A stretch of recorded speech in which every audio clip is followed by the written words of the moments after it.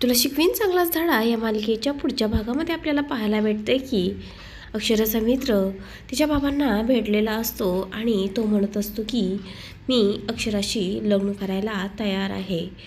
त्यावेळेस तिचे बाबा म्हणतात की तू अमेरिकेला गेला त्यावेळेस अक्षरा एकटी होती, पण आता ती 2 जीवांची झालेली आहे। त्यानंतर तो म्हणतो की मी अक्षराला तिच्या बाळासकट स्वीकारायला तयार आहे। तेव्हा तिचे बाबा त्याच्याकडे पाहत असतात, तर तो म्हणत असतो की हो मी तयार आहे। तर इकडे तिची आई देवाला विनंती करत असते, ती हात जोडत असते आणि म्हणत असते की माझ्या मुलीच्या आयुष्यातील सुख परत तिच्याकडे येऊ देत।